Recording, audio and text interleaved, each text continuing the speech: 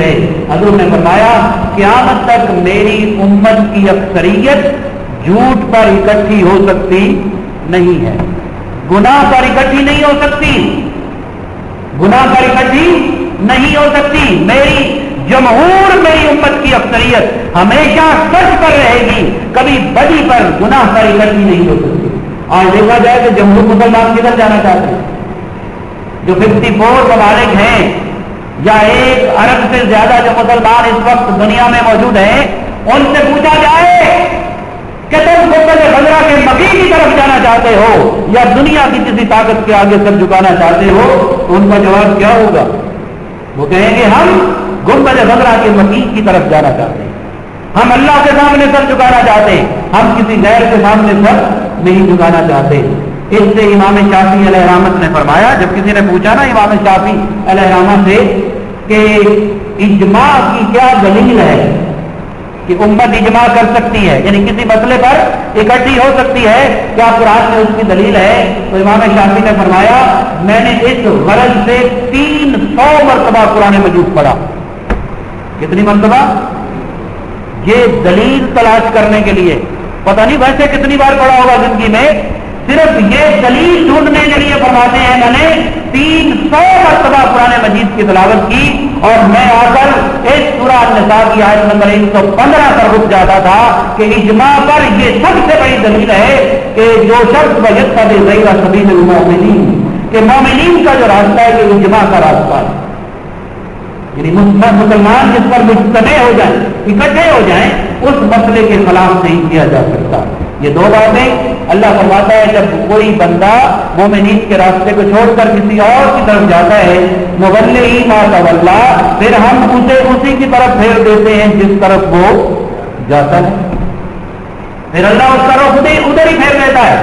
جو آپ غیروں کے آگے جھک رہے ہیں تو وہ اپنی مرضی سے جا رہے ہیں, لیکن اللہ فرماتا ہے جب میرے رسول کو چھوڑ کر, میرے رسول کے راستے کو چھوڑ کر جب کوئی غیر کی طرف جاتا ہے تو پھر ہم اسے انہی میں سے بنا دیتے ہیں, اسی کی طرف پھیر دیتے ہیں.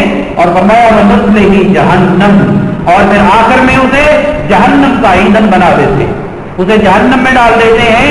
وَسَاءَتْ مَصِيرًا, اور یہ کتنا برا ٹھکانہ, یہ جہنم بڑا ہی برا ٹھکانہ ہے. اب ہم نے اسی بات کو آج قرآن مجید کے حوالے سے دیکھنا ہے کہ سیرت رسول صلی اللہ علیہ وسلم محبت اور اطاعت الہی کا واحد راستہ ہے. اللہ رب العزت کی کوئی عبادت حضور صلی اللہ علیہ وسلم کے اتباع کے بغیر ممکن نہیں ہے. یہ ہے مقام مصطفیٰ کہ ہم اللہ کی نماز بھی اتباع رسول کے علاوہ نہیں پڑھ سکتے, ہم اللہ کے گھر کا حج بھی اتباع رسول کے علاوہ نہیں کر سکتے. رسول کریم صلی اللہ علیہ وسلم کا یہ مقام ہے کہ واحد راستہ اطاعت خداوندی کا, اللہ سے محبت کرنے کا واحد راستہ میرے مصطفیٰ کریم صلی اللہ علیہ وسلم کی سیرت ہے. اور یہ کوئی میں اپنے سے نہیں کہہ رہا, ایک حدیث پڑھ کر پھر آگے چلتے ہیں, قرآن مجید سے پوچھتے ہیں کہ اللہ رب العزت نے اپنے احکامات, اپنے اوامر و نواہی کے اندر اپنے حبیب کا کیا مقام رکھا ہے. موطا امام مالک, النسائی, ابن ماجہ, مسند امام احمد بن حنبل, 4 کتابوں کا حوالہ دیا, اس میں یہ حدیث پاک موجود ہے. حضرت عبداللہ بن عمر رضی اللہ تعالیٰ عنہ بڑے جلیل القدر صحابی ہیں, جب ہم سے سوال کیا گیا کہ قرآن مجید میں نماز قصر کی تفصیل نہیں ملتی, نماز قصر کی, کہ جب آپ مسافر ہوتے ہیں تو نماز کو قصر کیا جائے, کیسے پڑھا جائے, اس کی تفصیل قرآن مجید میں نہیں ملتی. حکم ملتا ہے کہ آپ نمازوں میں ان تقصروا فی الصلاۃ, اپنی نمازوں کے اندر تم قصر کیا کرو, اس کی تفصیل نہیں ملتی. تو آپ نماز کیسے پڑھتے ہیں؟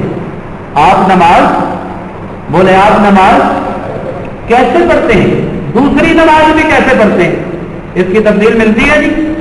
اللہ نے فرمایا کہ آپ کرو, اب کیا آپ کیسے کرو, آپ کا آنکھیں کہاں ہونی چاہیے, آپ کھڑے کیسے ہو, کیا دونوں ٹانگوں پہ وزن ڈال کے کھڑا کرنا ہے, اس کا طریقہ کیا ہونا چاہیے, یہ طریقہ ہمیں نہیں ملتا. رکوع کرو کیسے کرو, یہ طریقہ نہیں ملتا. سجدہ کرو کیسے کرو, یہ نہیں ملتا.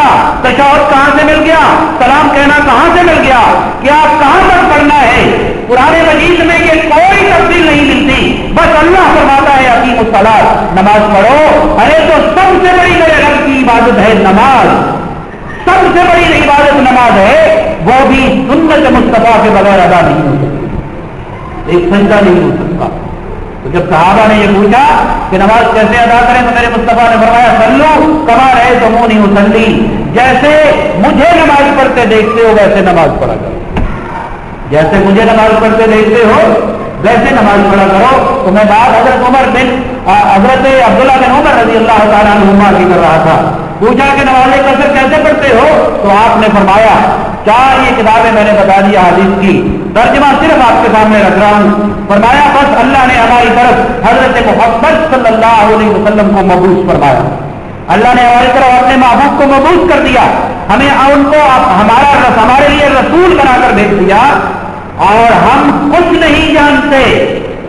आज हम अल्लामा फहामा हो गए, आज हम बहरुल उलूम हो गए, आज हमने पता नहीं कितनी कितनी किताबें घोल कर पी ली, अपने नामों के साथ हमने पता नहीं क्या क्या लगा लिया, लेकिन सहाबा का ये अमल है, कहते हैं फरमाते हम कुछ नहीं जानते कि नमाज कैसे पढ़नी चाहिए, हमें कुछ इल्म नहीं, बस हम सिर्फ ये जानते हैं कि जैसे हमने अपने नबी को करते देखा वैसे हम नमाज पढ़ते। हम इतने मसलों में कभी पढ़े नहीं हैं, हमने ये गुत्थियां सुलझाई नहीं हैं। ये गुत्थियां तो आज के मौलवी ने आकर सुलझानी शुरू कर दी कि नबी का ये मकाम है, नबी को यहां तक अदब करो, यहां तक बात मानो, हर बात ना मानो, यहां तक किताबों में लिखा गया है, ये बात दुनिया की है, ये बात दीन की है। अरे कुरान ये कहता है कि मेरे मुस्तफा करीम वमा यंतिकु अनिल हवा इन हुवा इल्ला वह्युन यूहा, मेरा नबी बोलता भी नहीं है जब तक मैं वही नहीं करता। तो तकसीम कैसी हो गई कि ये दुनिया है, ये हजूर की अपनी राय है, ये अल्लाह की राय है, इसमें आराम को डाल दिया। राय कुल मेरे मुस्तफा की राय खुदा की राय है, और खुदा की राय मेरे मुस्तफा की राय है। हजूर सल्लल्लाहु अलैहि वसल्लम कभी अल्लाह की मर्जी के खिलाफ कर सकते, ये कर सकते हैं क्या? कोई मुसलमान इसका तसव्वुर भी कर सकता है कि मेरे मुस्तफा का कोई अमल जिंदगी के अंदर, जिंदगी का कोई अमल अल्लाह रब्बुल इज्जत के हुक्म के खिलाफ हो, अल्लाह की मर्जी के खिलाफ हो, कोई मुसलमान इसका सोच भी नहीं सकता। अगर किसी के ज़हन में ये बात आ जाए तो वो मुसलमान रह नहीं सकता, वो मुसलमान, याद रखें, वो मुसलमान नहीं रह सकता। अगर कोई इस पर सोचता भी है कि नौजुबिल्लाह हज़रत सल्लल्लाहु अलैहि वसल्लम ने अल्लाह की मर्जी के खिलाफ किया, अल्लाह ने तरबियत के मुताबिक जैसी हमारी तरबियत हमें अहकामात देने थे, अपने रसूल को उसी तरह अहकामात की इरशाद फरमाए, और फरमाया हम कुछ नहीं जानते, जैसे अल्लाह के रसूल ने किया वैसे हम करते हैं। अब कुरान मजीद से पूछते हैं कि कुरान मजीद ने, अल्लाह रब्बुल इज्जत ने अपने रसूल सल्लल्लाहु अलैहि वसल्लम को अपने साथ कैसे मिलाया, अपने अवामिर और नवाही में कैसे मिलाया। और इसके लिए फिर मैं चाहता हूं कि एक बात आपको बता दूं, और वो बात है अल्लामा इब्न तैमिया। किनकी नाम सुना हुआ आप लोगों ने? अल्लामा इब्न तैमिया, ये नाम सुना होगा, जो पढ़ते हैं उन्होंने सुना होगा। इनको शाखुल इस्लाम कहा जाता है तारीख में। क्या कहा जाता है? शाखुल इस्लाम।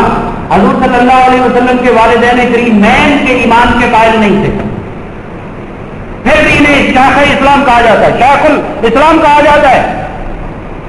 यानी नजद के जो उलमा है उनमें से बहुत बड़े ये आलिमों में से हैं, और बड़ा सख्त रवैया है उनका दीन के अंदर, बड़े सख्त अहकामात हैं, याद रखें।